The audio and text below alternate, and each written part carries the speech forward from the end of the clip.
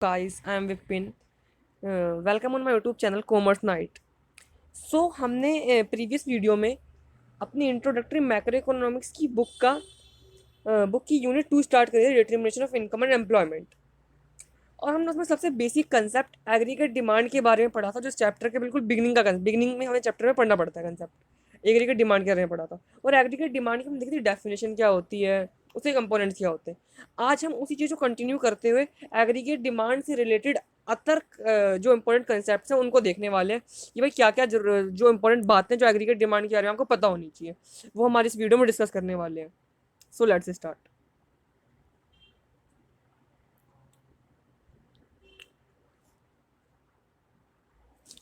सो सबसे हमारी जो हिस्ट्री है उसमें कई सारे इकोनॉमिस्ट हुए, और उन इकोनॉमिस्ट में थे एक one of the most famous economist थे John माइनार्ड Keynes.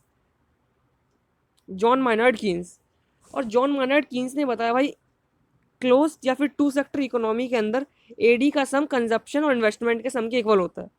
C stand for consumption and I stand for investment. सबसे पहली बात तो ये है।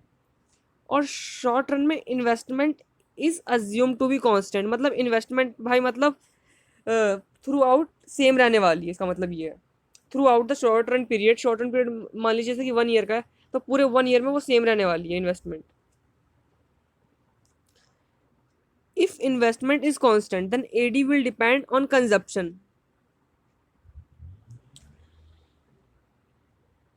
Let's understand this thing with an example. So consumption, investment and AD, we have three things।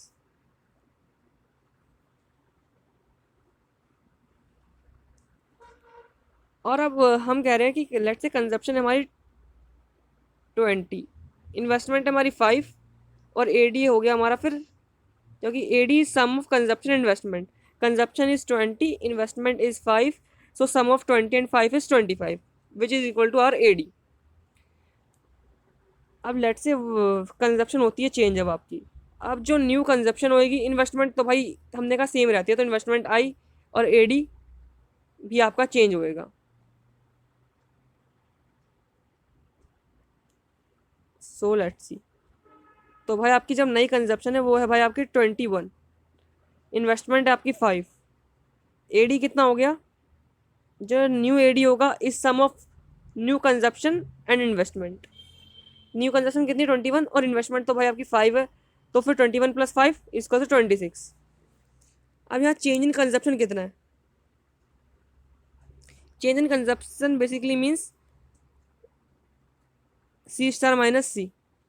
और जिन लोगों को नहीं पता, ये ट्रायंगल रिप्रेजेंट करता है आपका चेंज इन कंजप्शन।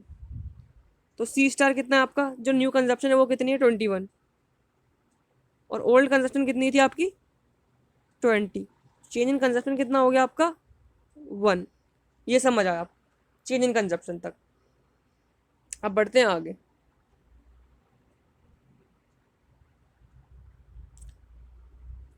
अब चेंज इन एडी कितना होगा, वैसे चेंज इन एडी भी निकाल लेंगे। न्यू एडी क्या आपका 26, ओल्ड एडी क्या था आपका 25।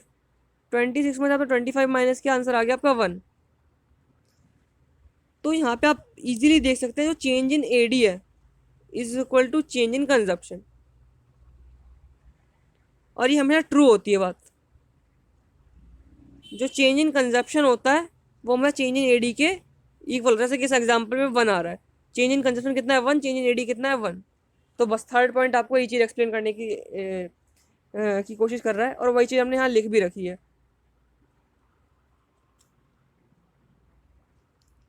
ये चेंज इन कंजप्शन है is equal to change in AD, बस सिंपल सी बात है।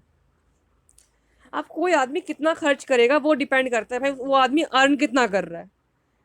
अगर कोई ज़्यादा अर्न कर रहा है तो वो ज़्यादा खर्च करेगा, और कोई कम अर्न कर रहा है तो वो कम खर्च करेगा। तो कंजप्शन किस पर डिपेंड करती है, आपकी इनकम के ऊपर। सो हम ये कह सकते हैं consumption is function of income. Consumption depend करती है, consumption is function of income. Function of income का मतलब है कि अगर इनकम चेंज होएगी तो कंजप्शन भी आपकी चेंज होगी। इतनी बात समझ आई। अब बढ़ते हैं आगे।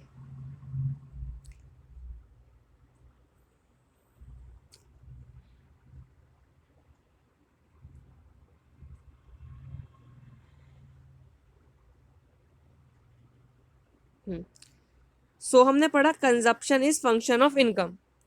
अब भाई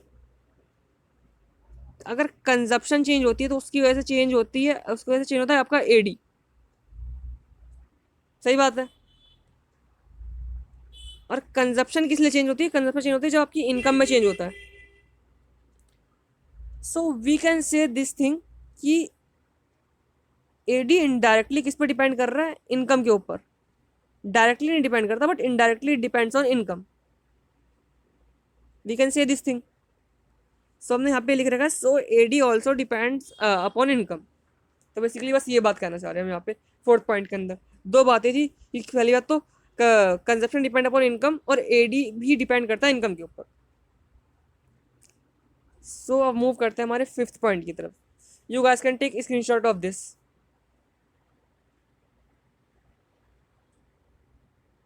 सो लेट्स मूव अहेड। अब बढ़ते हैं अपने फिफ्थ पॉइंट की तरफ। सो अगर मान लो आपकी इनकम जीरो है तो क्या आपका तो जो आपका क्या जो एडी है क्या वो भी जीरो होगा?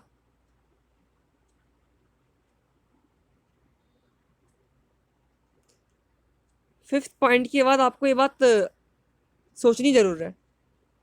अभी हम पहले बात कर लेते हैं इनकम के सबसे क्लोज क्या होती है? कंजप्शन। क्या कंजप्शन जीरो होगी अगर इनकम जीरो होती है तो? बेसिकली अगर आपकी इनकम जीरो है, इनकम जीरो होने का मतलब है कि भाई आप कुछ खरीदोगे ही नहीं। बट ऐसा नहीं होता। आपको जो मतलब जैसे कि आपको खाना चाहिए, मतलब आपकी इनकम भले जीरो बट आपको खाना तो चाहिए भाई। मतलब कुछ ऐसी मिनिमम लाइफ की नीड्स होती हैं जो फुलफिल हमें करनी पड़ती है, भले हम कुछ अर्न ना कर रहे हो, हम लोन लेके फुलफिल करेंगे उन नीड्स को, उधार लेके फुलफिल करेंगे। भले हमें उधार लेना पड़े उन नीड्स को फुलफिल करने के लिए, हम वो भी करेंगे। Because at zero level zero income minimum consumption expenditure is essential for survival which is known as autonomous consumption. जैसे कि रोटी कपड़ा मकान, मकान छोड़ो रोटी कपड़ा तो चाहिए, सबको चाहिए। तो वो मिनिमम कंजप्शन एक्सपेंडिचर कहते हैं हम इसे। मिनिमम कंजप्शन एक्सपेंडिचर सबको करनी ही पड़ती है, चाहे आप लोन लेके करो, भले आपकी इनकम जीरो हो, तब भी आपको ये कंजप्शन एक्सपेंडिचर करनी ही पड़ेगी मिनिमम। और इसी मिनिमम कंजप्शन एक्सपेंडिचर को हम क्या कहते हैं? Autonomous consumption. और ऑटोनोमस कंजप्शन को हम रिप्रेजेंट किससे करते हैं? ऑटोनोमस कंजप्शन को हम रिप्रेजेंट करते हैं सी के ऊपर बार। इतनी बात आपको समझ आ गई? So at zero level of income C equals to autonomous consumption not equals to zero. समझ आ गया आपको इतनी बात? अब बढ़ते हम अपने सिक्स्थ पॉइंट की तरफ।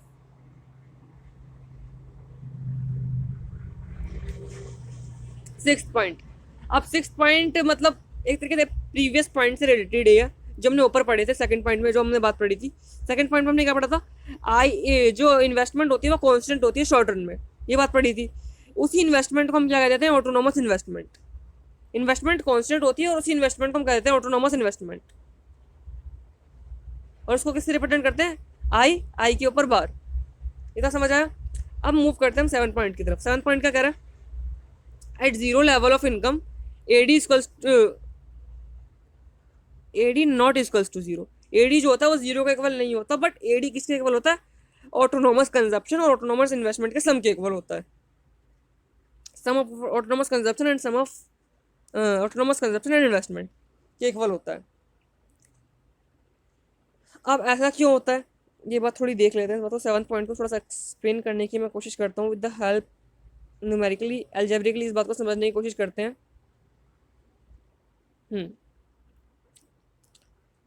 हमें पता है कि भाई अगर आपकी इनकम जीरो है तो जो कंजप्शन होती है वो ऑटोनोमस कंजप्शन के इक्वल होती है। और इन्वेस्टमेंट तो हमने पहले ही कह दिया, इन्वेस्टमेंट तो भाई आपकी ऑटोनोमस इन्वेस्टमेंट होती है। मिनिमम इन्वेस्टमेंट, मिनिमम इन्वेस्टमेंट कह लो या फिर कांस्टेंट इन्वेस्टमेंट जो होती है उसको हम ऑटोनोमस इन्वेस्टमेंट कहते हैं। और ऑटोनोमस इन्वेस्टमेंट को हम रिप्रेजेंट करते हैं आई के ऊपर बार से। तो एडी किसका सम होता है? एडी सम होता है भाई कंजप्शन इन्वेस्टमेंट का। कंजप्शन क्या है हमारी जीरो लेवल ऑफ इनकम पे? ये लिख दिया एज इट इज। इन्वेस्टमेंट क्या है? इन्वेस्टमेंट तो भाई हर जगह सेम ही है, ये इसको उठा के एज इट इज लिख दो। सो एडी जो होगा जीरो लेवल ऑफ इनकम पे जीरो नहीं होगा, it is not equals to zero. But it is equal to sum of autonomous consumption and autonomous investment. बस ये सिंपल सी बात आपको ध्यान रखनी है, ये सिंपल सी बात है ये। और यही आपका 7 पॉइंट आपको एक्सप्लेन करना चाह रहा था। आई थिंक आपको ये बात समझ आ गई होगी जो मैं आपको एक्सप्लेन करना चाह रहा था।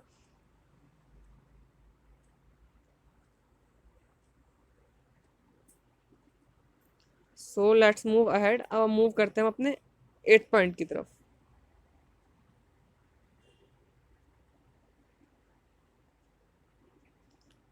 सो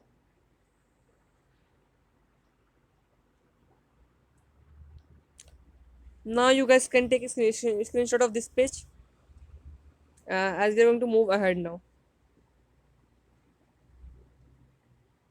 सो अब आपका 8 पॉइंट क्या कह रहा है? हमने भी थोड़ी देर पहले ही पढ़ा था थर्ड पॉइंट में, जो चेंज इन एडी होता है वो चेंज इन कंजप्शन के इक्वल होता है, और आई होता है भाई कांस्टेंट। हमने ये बात सेकंड पॉइंट में पढ़ी थी। But change in consumption is less than change in income.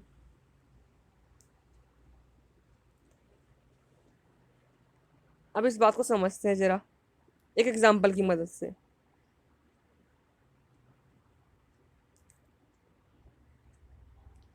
हम्म तो भाई एक आदमी था, उसकी इनकम थी भाई 1000 रुपीज। उसकी इनकम बढ़ के होगी भाई 1500। अब भाई पहले वो ना 1000 में से 800 खर्च कर देता था। अब जब उसकी 1500 इंक्रीज होगी, क्या उसकी इनकम में इंक्रीज कितना हुआ? ऐड हुआ 500। तो क्या जो पूरा 500 जो ऐड हुआ है वो पूरा का पूरा खर्च कर देगा? नहीं, वो ऐसा नहीं करेगा। वो उसका कुछ पार्ट खर्च करेगा, उसका कुछ पार्ट सेव करेगा। जैसे कि 400 उसने खर्च कर दिया, 100 उसने सेव कर लिया। ये बताने की वो कोशिश कर रहा है। तो आपकी इनकम में कितना चेंज हुआ था? इनकम में चेंज हुआ आपकी 500।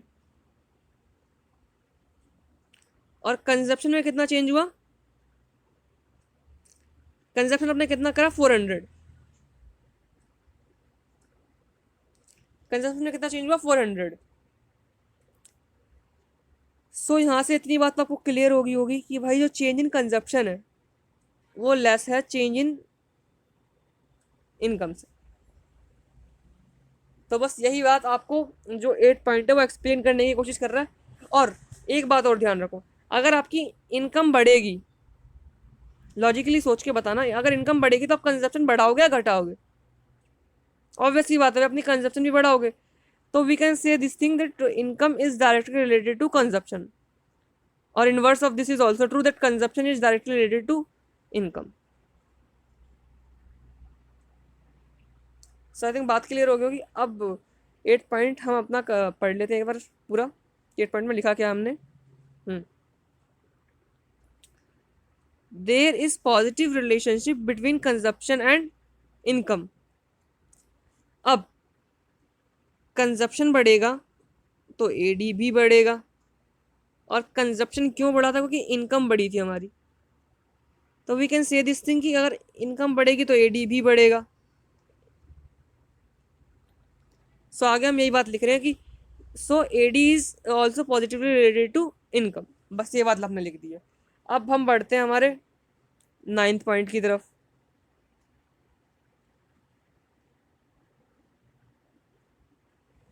अब 9th पॉइंट क्या कह रहा है? 9th पॉइंट कह रहा है भाई so AD depends upon income but change in AD is less than change in income. अब इसका मतलब क्या हुआ कि भाई change in AD is less than change in income?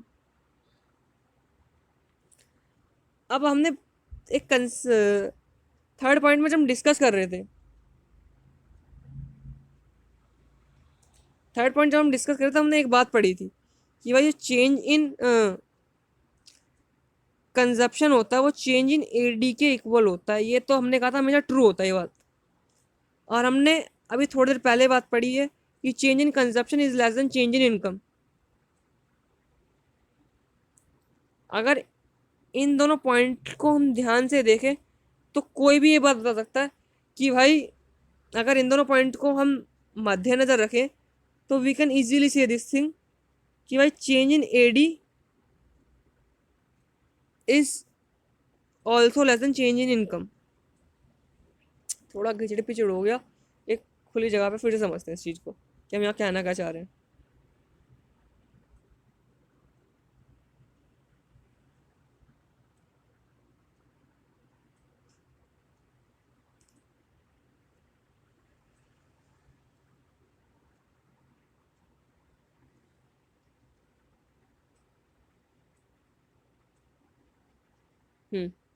अब देखते हैं फिर से। तो हमें पता है कि भाई चेंज इन कंजप्शन होता है चेंज इन एडी के इक्वल होता है। हमने थर्ड पॉइंट में बात पढ़ी थी कि change in consumption change in AD के इक्वल होगा, और ये हमेशा बात ट्रू होती है। और चेंज इन कंजप्शन जो होता है वो हमेशा लेस होता है चेंज इन इनकम से। अगर हम थोड़े पहले वाली बात भी पढ़ी थी।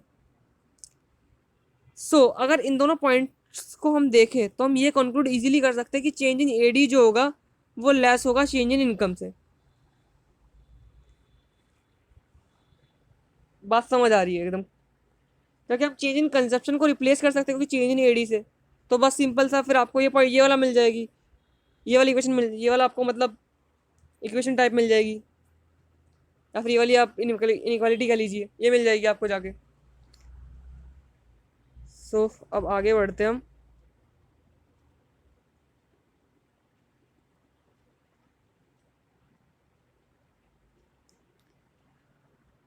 सो AD depends upon income. AD जो है इनकम पे डिपेंड करता है, बात हमने पहले भी डिस्कस करी थी। But change in AD is less than change in income. I think ये बात आपको क्लियर होगी। अब बढ़ते हैं अपने 10th पॉइंट की तरफ कि भाई 10th पॉइंट क्या क्या रहा है। अब अब 10th पॉइंट कह रहा है भाई आपकी इनकम जीरो है।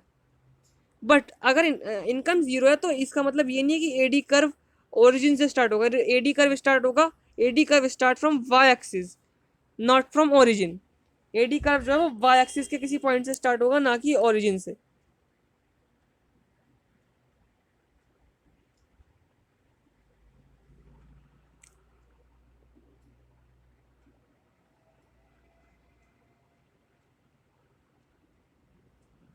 लेट्स सी कैसे ये चीज़ ट्रू है या फॉल्स है, ये चीज़ समझने की कोशिश करते हैं हम।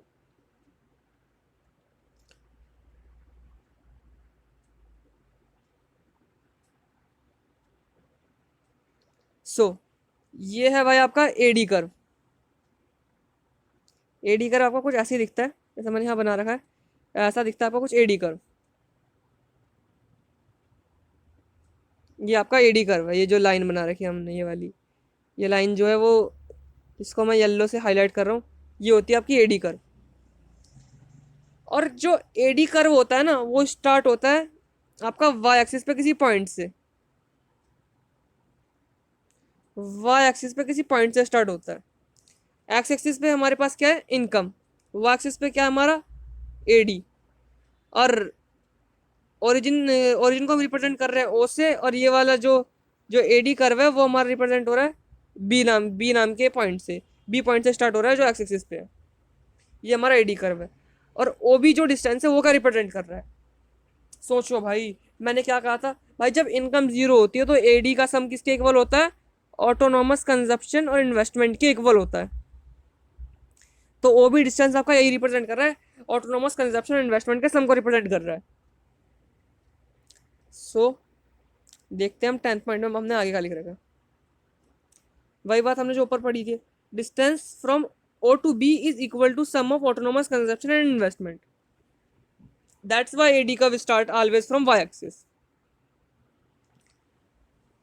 समझ आई बात। और हम जानते हैं कि भाई इनकम और एडी के बीच में डायरेक्ट रिलेशनशिप होती है।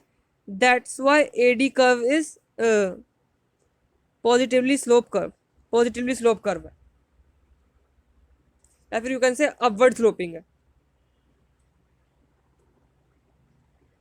कि एक कंपोनेंट बढ़ रहा है तो दूसरा कंपोनेंट भी बढ़ रहा है, कि इनकम बढ़ रही है तो आपका एडी भी बढ़ रहा है। अब देखते हैं हमारा 11th पॉइंट क्या कह रहा है। AD is directly related to income. ये बात तो हमने पहले ही पढ़ रखी है कि भाई इनकम बढ़ती है तो एडी बढ़ता है, और एडी इनकम बढ़ती है तो एडी भी बढ़ता है। Income is directly related to AD, और AD curve is positively slope curve. ये तो हमने पढ़ लिया। 11th पॉइंट हो गया आपका। अब 12th पॉइंट पे आते हैं। AD curve is straight line due to constant MPC to consume. ऐसा क्यों है? मार्जिनल प्रोपेंसिटी टू कंज्यूम जो है कांस्टेंट है, उसकी वजह से एडी कर्व जो है स्ट्रेट लाइन है। अब इस बार थोड़ा सा समझने की कोशिश करते हैं हम।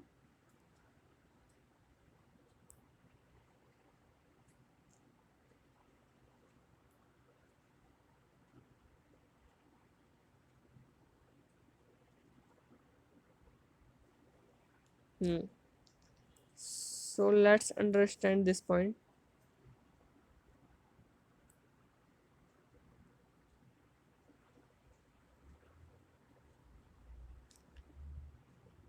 So हमारे पास हमारा एडी कर्व है।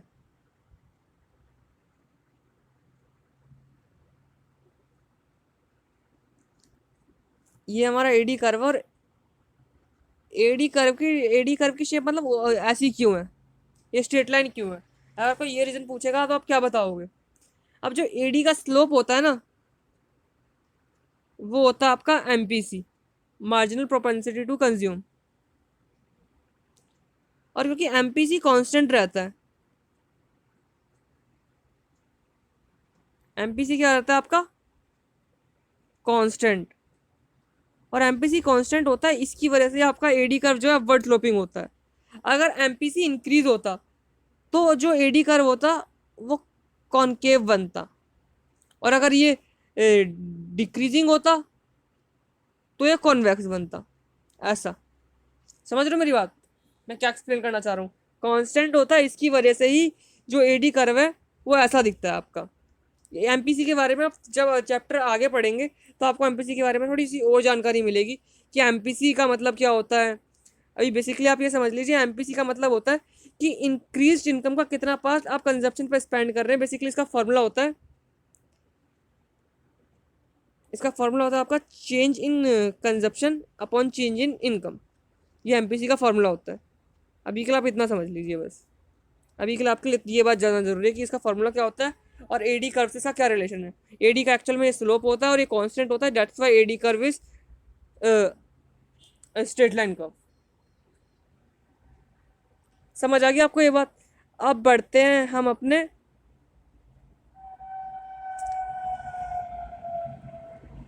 अगर इस पॉइंट में अगर आपको कुछ भी डाउट है तो आप कमेंट बॉक्स में पूछ सकते हैं। ये point I think I hope आप सबको क्लियर हो गया होगा। अब हम बढ़ते हैं अपने अगले पॉइंट की तरफ।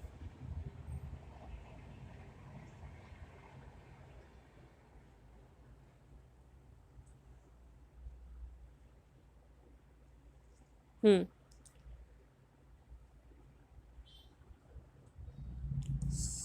सो अगर एडी में से मैं कंजप्शन माइनस करूँ तो मुझे क्या मिलेगा? मुझे मिलेगी भाई इन्वेस्टमेंट। एडी में से कंजप्शन माइनस करूँ तो मुझे क्या मिलेगी? इन्वेस्टमेंट। और इन्वेस्टमेंट तो मतलब कांस्टेंट होती है। तो जो एडी कर्व होता है ना कंजप्शन का, वो पैरेलल होते हैं। पैरेलल होने की सिंपल सी वजह है, ये दोनों रिप्रेजेंट कर रहे हैं, इन दोनों का डिस्टेंस जो है वो इन्वेस्टमेंट रिप्रेजेंट कर रहा है। इन्वेस्टमेंट हमेशा होती है सेम, दैट्स वाई इन दोनों के बीच का डिस्टेंस भी हमेशा क्या होता है? सेम। समझ आ रही मेरी बात? इन दोनों के बीच का डिस्टेंस का रिप्रेजेंट कर रहा है, इन दोनों के बीच का डिस्टेंस रिप्रेजेंट कर रहा है आपका इन्वेस्टमेंट। और इन्वेस्टमेंट तो हमेशा सेम होती है, इन्वेस्टमेंट सेम होती है, that's why these two curves are parallel to each other. ये बात आपको समझ आ गई होगी। अब मूव करते हैं इस वीडियो में, जो हम लास्ट पॉइंट कवर करने वाले हैं 14 पॉइंट, उसको देख लेते हैं। अब अगर एडी कर्व एक्स एक्स के पैरेलल है तो एमपीसी होगा आपका 0। जो आपका ये एडी कर्व है, अगर ये एक्स एक्सिस के पैरेलल होता है, एडी कर्व जो आपका अगर एक्स एक्सिस के पैरेलल होता है तो आपका जो आपकी जो एमपीसी है वो 0 हो जाएगी। सिंपल सी बात है, क्योंकि ये जो एडी कर्व है ये कभी भी एक्स एक्सिस को इंटरसेक्ट नहीं करेगा। आप डॉट डॉट करके बढ़ाएंगे तो भी इंटरसेक्ट पीछे मतलब आगे पीछे जाता रहेगा, बट कभी भी एक्स एक्सिस को इंटरसेक्ट नहीं करेगा। That's why the slope of AD curve is 0 in this case. और इसका स्लोप क्या होता है? वो होता है MPC, that's why MPC is 0। I think ये बात आपको समझ आ गई होगी। In case if you have any doubt you can ask in comment box. So thank you for watching this video. Hope you have liked this video. So please do like, share and subscribe my channel.